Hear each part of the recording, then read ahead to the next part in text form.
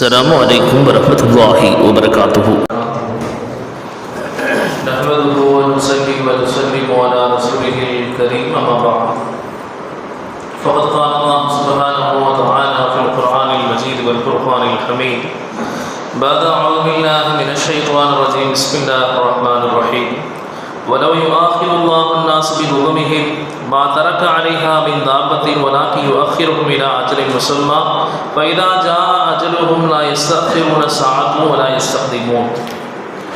அல்லாஹ்வுடைய நல்லடியார்களே, 10வது நாளினுடைய தராவீஹை அல்லாஹ்வினுடைய அருளால் தொழுகிற பாக்கியத்தை அல்லாஹ் நம் அனைவருக்கும் கொடுத்திருக்கிறார். அல்ஹம்துலில்லாஹ். இந்த நாளில் யார் ஒருவர் தராவீஹினுடைய தொழுகையை தொழுவாரோ அல்லது அல்லாஹ் அவர்கள் சொன்னார்கள், ஹைரத் துன்யா வல் ஆখিরা, உலகத்தினுடைய அத்தனை நலவுகளையும் அல்லாஹ் கொடுக்கிறான், மறுமையினுடைய அத்தனை நற்பாக்கியங்களையும் அல்லாஹ் கொடுக்கிறான் என்று சொன்னார்கள்.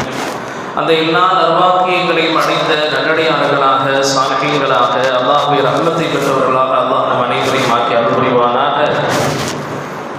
அதேபோல் இன்று ஓதப்பட்ட சூரத்துன் நஹ்ல் என்கிற சூறாவில் அல்லாஹ் சொல்கிற ஒரு வசனம் என்னவென்றால், வலவ் யுஆகிதுல்லாஹு النَّاسَ بِظُلْمِهِمْ, மக்கள் செய்கிற பாவங்களின் காரணமாக அவர்களை இறைவன் பிடிக்க வேண்டும் என்று நினைத்தால், மா தரக்க அலைஹா மின் தாபத்தின், உலகத்திலே ஒரு ஜீவராசியை கூட இறைவன் விட்டு வைக்க மாட்டான் என்று அல்லாஹ் சொல்கிறான். ஆனாலும் வலாக்கின் யுஅக்கிருஹும் இலா அஜலின் முஸம்மா, ஒவ்வொரு தங்களுக்கும் ஒரு குறிப்பிட்ட ஒரு தவணையை இறைவன் தீர்மானித்திருக்கிறான். அந்த தவணையினுடைய காலம் வந்துவிட்டால் லா யஸ்தக்திருன சாஅத்து வலா யஸ்தக்திமூன், அவர்கள் ஒரு நொடி பிந்தவும் மாட்டார்கள், ஒரு நொடி முந்தவும் மாட்டார்கள் என்று இறைவன் சொல்கிறான். ஆக இன்றைய தினத்தினுடைய தலைப்பு என்னவென்றால், கண்களை மூடிவிட்டால் இறைவனுடைய வேதனையிலிருந்து நாம் தப்பிக்க முடியாது என்பதுதான். மனிதன் என்ன நினைக்கிறான், இறைவன் எங்கோ இருக்கிறான், 7 வானத்திற்கு அப்பால் இருக்கிறான், அவன் என்னை பார்க்கவா செய்கிறான் என்ற எண்ணத்திலே மனிதன் வாழ்ந்து கொண்டிருக்கிறான். ஆனால் அல்லாஹ்வினுடைய ஒரு அற்புதத்தை சொல்கிற போது ஸல்லல்லாஹு அலைஹி வஸல்லம் அவர்கள் சொல்வார்கள், புகாரி முஸ்லிமிலே பதிவு செய்யப்பட்ட ஹதீஸ், லை யதுகுல அஹதன் அமலஹு பில் ஜன்னா, லை யுதுகில அஹதன் அமலஹு பில் அல் ஜன்னா, ஒரு மனிதனை அவனுடைய அமல் என்பது சொர்க்கத்திற்குள் நுழைத்து விடாது. நீங்கள் பிறந்ததிலிருந்து அல்லது உங்களுக்கு சுயநினைவு தெரிந்ததிலிருந்து எவ்வளவு தராவீகளை நீங்கள் தொழுதிருப்பீர்கள், எவ்வளவு பிரதான வணக்கங்களை நீங்கள் நிறைவேற்றுகிறீர்கள். ஆனால் இந்த வணக்கங்கள் எல்லாம் இறைவனிடத்திலே எதுவுமே கிடையாது, ஒரு சாதாரண ஒரு விஷயம்தான். அமலை வைக்கும் ஒரு மனிதனால் சொர்க்கத்திற்குள் செல்லவே முடியாது என்று ஸல்லல்லாஹு அலைஹி வஸல்லம் சொன்னாங்க. சொன்னபோது ரசூலுல்லாஹி ஸல்லல்லாஹு அலைஹி வஸல்லம் அந்த சஹாபி அபூ பக்ர் ரலியல்லாஹு கேட்கிறாங்க, வலா அன்த யா ரசூலல்லாஹ், நாயகமே, நாங்கள் பாவிகள், எங்களுக்கு அமல் என்ன செஞ்சாலும் அல்லாஹ் ஏற்றுக்க மாட்டான், எங்களால் என்ன செய்ய முடியாது, அந்த அமலை வச்சு சொர்க்கத்துக்கு போக முடியாது. சரி, ஆனால் நீங்கள் முன்பின் பாவங்கள் மன்னிக்கப்பட்டவர்கள், அல்லாஹ் உங்களுடைய ரஹமத்தாக இந்த உலகத்திற்கு அனுப்பி இருக்கிறார். அப்படி இருக்கும்போது உங்களுடைய நிலைமையும் இப்படித்தானா? உங்களுடைய அமல் ஒட்டகங்களை போல கால்கள் வீங்குகிற அளவுக்கு நீங்கள் தொழுதிருக்கிறீங்க. அதே மாதிரி தஹஜ்ஜுடைய தொழுகையை ஒரு நாளும் விட்டது கிடையாது. தொழுகை கடமையானதிலிருந்து ஸல்லல்லாஹு அலைஹி வஸல்லம் ஜமாத்து தொழுகையை விட்டது கிடையாது. இப்படி இருக்கக்கூடிய ஸல்லல்லாஹு அலைஹி வஸல்லம் அவர்களே, உங்களுக்கும் இந்த நிலைமை தானான்னு கேட்கும்போது ஸல்லல்லாஹு அலைஹி வஸல்லம் சொன்னாங்க,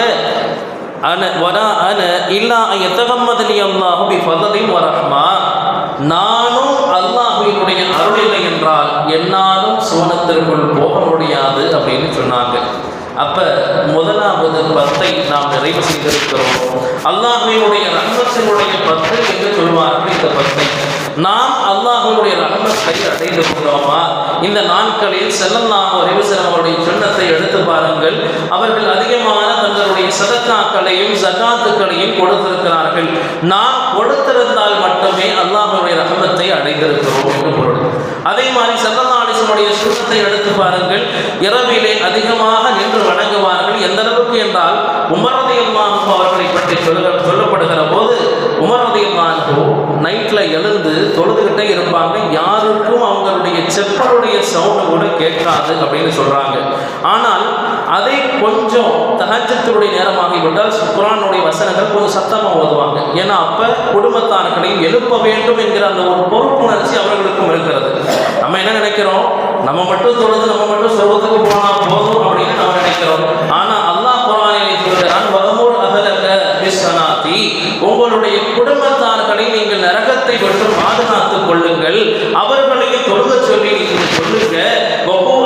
வகு அகதிக்கும் நாரா, உங்களுடைய குடும்பத்தார்களை நரகத்தை விட்டு பாதுகாக்கக்கூடிய பொறுப்பு ஒவ்வொரு கணவன்மார்களுக்கும் இருக்கிறது.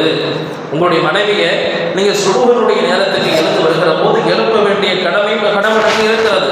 தொழுக சொல்லி ஏவ வேண்டிய கடமை கணவனுக்கு இருக்கிறது. இதெல்லாம் நாயகம் ஸல்லல்லாஹு அலைஹி வஸல்லம் அவர்களும் சஹாபாக்களும் நமக்கு சொல்லி தந்த வழிமுறை.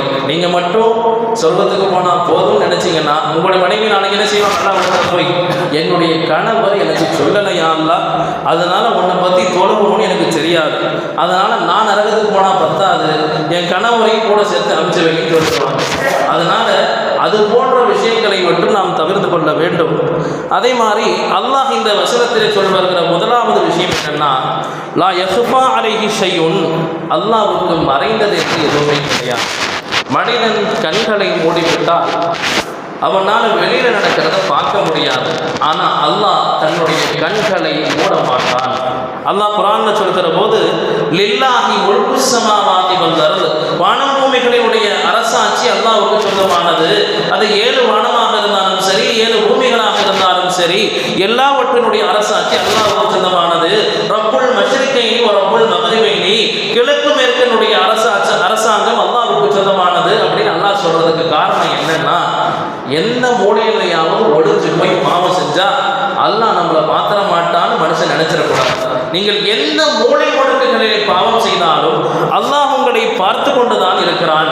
குர்ஆன்ல சொல்ற பொதுவாக அல்லாஹ் சொல்வான், இன் தகும் மிஸ்கால ஹப்பத்தின் மின் ஹர்தலின், ஒரு கடுகளவு ஆகியிருந்தாலும், ஃபீ ஸஹ்ரத்தின், ஒரு கல் பாறைகளுக்குள் ஒரு கடுகளவு இருந்தாலும், அல்லது ஔஃபி ஸமாவாதி வல் அர்தி, பூமியிலோ அல்லது வானத்திலோ ஒரு கடுகளவு இருந்தாலும், யஅதி பிஹல்லாஹ், நாளைக்கு மறுமையிலே அதை அல்லாஹ் கொண்டு வருவேன் என்று சொல்கிறார். அல்லாஹ் எவ்வளவு பெரிய கிருபையாளன் என்பதை நீங்கள் புரிந்து கொள்ள வேண்டும். ஹதீஸிலே ஸல்லல்லாஹு அலைஹி வஸல்லம் அவர்கள் சொல்வார்கள், புகாரி முஸ்லிமில் பதிவு செய்யப்படக்கூடிய ஹதீஸ், ஸல்லல்லாஹு சொன்னாங்க, ஒரு மனிதர் நிறைய பாவம் செஞ்சுட்டார். ஆனால் அவருக்கு மௌத்தா போகிற சமயத்தில் ஒரு பயம், அல்லாஹ் கையில் கிடைச்சோம்னா அல்லாஹ் கண்டிப்பாக என்ன செஞ்சிருவான், நம்மளை பின்னி எடுத்துருவான்னு சொல்லி தன்னுடைய மகன்கிட்ட சொல்கிறாரு. ஸல்லல்லாஹு சொன்னாங்க ஹதீஸை, தன்னுடைய உடலை எரித்து விடுங்கள், அதிலே பாதையை காற்றிலே கலந்து விடுங்கள், மீதி பாதையை கடலிலே கலந்து விடுங்கள் அப்படின்னு அவர் சொல்லிட்டு மௌத்தா போயிடுறார். மௌத்தாக போனதற்கு பிறகு அல்லாஹ்வுக்கு எல்லாமே சக்திக்கு அப்பாற்பட்டது கிடையாது. அதனால அல்லாஹ் உத்தரவு போட்டால் அவருடைய உடல் ஒன்றாக சேர்க்கிறது. அப்போ அல்லாஹ் கேட்டான், எப்பா ஏன் இப்படி செஞ்சு உன்னுடைய மகன்கள்கிட்ட உன்னுடைய உடலை எரிச்சல சொல்லி சாம்பலையும் கடலில் கரைச்சிருக்க காற்றுல கரைச்சிருக்க சொன்னேன் அப்படின்னா, அப்போ அல்லாஹ் கிட்ட அந்த மனிதர் சொன்னார், அல்லாஹ் உன்னுடைய தண்டனைகளை நான் அறிவேன், நான் எவ்வளவு பாவம் செஞ்சிருக்கின்றது எனக்கு தெரியும். ஒவ்வொரு மனுஷனும் உத்தமன் சொல்லி சொல்லிட முடியாது.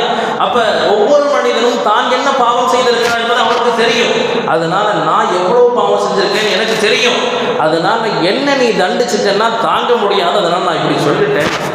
அப்போ அல்லாஹ் கேட்டான், என்னுடைய அச்சத்தினால் தான் இப்படி நீ செஞ்சையான்னு கேட்டான். ஆமான்னு சொன்ன உடனே அல்லாஹ் அவருடைய பாவங்களை கொடுத்து விட்டான்.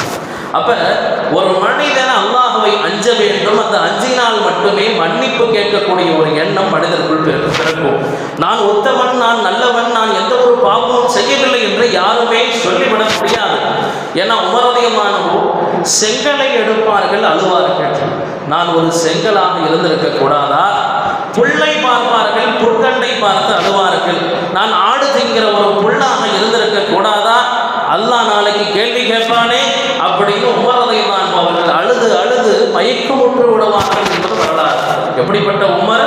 ரசூலுக்கு மாமனார் உமர் ரலியல்லாஹு அன்ஹு. அதே மாதிரி ரசூலினுடைய ஷைத்தான் ஒரு வழியிலே உமரது ஒரு வழியிலே நடந்தால் ஷைத்தான் அந்த வழியிலே வரமாட்டான் என்று சொன்னார்கள் உமரை பற்றி. உமருடைய நாவிலே அல்லாஹ் பேசுகிறான் சொன்னார்கள். அப்படிப்பட்ட உமரினுடைய நிலைமை இப்படி. அப்ப இப்ராஹிம் அலைஹிஸ்ஸலாம் பற்றி நமக்கு தெரியும், கலீலுல்லாஹ், அல்லாஹ்வினுடைய கலீல், நண்பர் என்று போற்றப்படுபவர்கள். அவர்கள் அழுது கொண்டே இருப்பார்களாம். அல்லாஹ் ஒரு கட்டத்துக்கு மேலே மலக்குகளை அனுப்பி கேட்பான், என்ன இப்ராஹிம் அவர்களே அழுதுட்டு இருக்கிறீங்க? அல்லாஹ் உங்களுடைய சத்தத்தை பார்த்து கேட்கிறான் அப்படின்னு சொல்லும்போது, யா அல்லாஹ் ஸக்கரத்து ஹதீஅத்தி, என்னுடைய பாவத்தை நினைத்து நான் அழுகிறேன் யா அல்லாஹ். அப்ப அல்லாஹ் கேட்பான்னா, நீங்க என்னுடைய கலீல், நீங்க அழுகலாமா? நான் என்னுடைய பாவத்தை நினைத்தால் நான் உன்னுடைய கலீல் என்பதை நான் மறந்து போய்விடுகிறேன் யா அல்லாஹ். என்ன நீ தண்டிக்கணும்னு நினைச்சீங்கன்னா உனக்கு காரணம் தேவையில்லை. ஒரு மனிதன் ஒரு பொருளை உருவாக்குகிறார், அந்த பொருளை உடைக்கக்கூடிய சக்தி அவருக்கு இருக்கிறது என்று சொன்னால், அவர் முடிச்சா ஏன் உடைச்சீங்கன்னு கேட்க முடியுமா? கேட்க முடியாது. ஏன்னா அதை நான் படைத்தேன், நான் உடைக்கிறேன்னு சொல்லுவான் இல்லையா? அது மாதிரி தான் அல்லாஹ்வுக்கு நம்மளை தண்டிப்பதற்கு 100% உரிமைகளும் இருக்கிறது. ஆனால் அந்த தண்டனையை விட்டு தப்பிச்சுக்கிறதுக்கு தான் மனிதனுக்கு இது போன்ற இரவுகளை தருகிறான். ரஹ்மத்தினுடைய இரவிலே அல்லாஹ்வுடைய ரஹ்மத்தை அடைந்து கொண்டால்தான் நம்மால் அவருடைய மகஃபிரத்தை பெற்றுக்கொள்ள முடியும். அதே மாதிரி சொல்வாங்க, வரலாறுகளிலே ஒன்று, ஒரு தடவை தாவூத் அலைஹிஸ்ஸலாம் உட்கார்ந்துருக்கிறாங்க, ஒரு புழு நடந்து போகிறது. அந்த புழு படத்தில் கேட்டார்கள், உன்னை எதுக்காக தான் அல்லாஹ் படைச்சான்னு தெரியலையே அப்படி. அப்போ அந்த புழு சொன்னதான், நான் காலையிலே 1000 முறை சுப்ஹானல்லாஹி வல்ஹம்துலில்லாஹி வலா இலாஹா இல்லல்லாஹு அல்லாஹு அக்பர் தஸ்பீஹ் செய்கிறேன். இரவு நேரத்திலே கண்மணி நாயகம் ஸல்லல்லாஹு அலைஹி வஸல்லம் அவர்களின் மீது நான் ஸலவாத் ஓதுகிறேன் அப்படின்னு சொல்லிச்சாங்க. ஒரு புழுவை பார்த்து அவர்கள் படிப்பினையை பெற்றார்கள். அப்ப இந்த உலகத்தில் இருக்கக்கூடிய எல்லா பொருட்களுமே மனுஷனை தவிர எல்லாமே திக்ர் செய்கிறது. அதனால தான் ஸல்லல்லாஹு அலைஹி வஸல்லம் மிம்பர் படி ஒன்று யூஸ் பண்ணுவாங்க, அது மரக்கட்டையில். அந்த கட்டை பழசாகிடுச்சுன்னு ஓரத்தில் வைப்பாங்க, அழுகிற சத்தம் என்கிறதோ சஹாபாக்களுக்கு கேட்கும். ஆயிஷாவும் சொல்லுவாங்க, மரக்கட்டை அழுகிறது. காரணம், அந்த கட்டையில் இவ்வளோ நாள் நான் குத்துபா ஓதிக்கிட்டு இருந்தேன், இப்போ அந்த கட்டையில் நான் குத்துபா ஓத மாட்டேன்னு சொல்லி அந்த கட்டை அழுகிறது என்று சொல்வார்கள். எல்லா பொருட்களும் அல்லாஹ்வுக்கு அஞ்சுகிறது, மனிதனை தவிர. ஏன்னா அல்லாஹ் குர்ஆனில் சொல்லும்போது, குல்லுன் கது அலிமத் ஸலாத்துஹு வ தஸ்பீஹுஹு, ஒவ்வொரு பொருட்களும் அல்லாஹ்வுக்கு எப்படி தஸ்பீஹ் செய்ய வேண்டும் என்பதை அறிந்திருக்கிறது, எப்படி அல்லாஹ்வுக்கு தொழுக வேண்டும் என்பதை அறிந்திருக்கிறது, ஆனால் மனிதனை தவிர என்று சொல்வார்கள். அதே மாதிரி வரலாறுகளிலே வரக்கூடிய ஒரு செய்தி, நபி ஸல்லல்லாஹு அலைஹி வஸல்லம் அவங்க சொல்வாங்க, ரூஹ் வாங்குவதற்காக வேண்டி ஒரு மலக்கு வருவாங்க, இஸ்ராயில் அலைஹிஸ்ஸலாம். நபி ஸல்லல்லாஹு சொல்வாங்க, என்னுடைய முஃமினான ஒரு அடியார் இவர், அதனால பார்த்து இவருடைய உயிரை வாங்குங்கள் என்பார்கள். அப்போ அந்த ரூஹ் வாங்குகிற நிலைமையை நாம் நினைத்து அல்லாஹ்வுடைய மகஃபிரத்தை நாம் பெற்றுக்கொள்ளக்கூடிய வாக்கியத்தை எனக்கு உங்களுக்கு தந்தருள் புரிவானாக. நான் சந்திக்கிறேன். அஸ்ஸலாமு அலைக்கும் வரஹ்மத்துல்லாஹி வபரகாத்துஹு.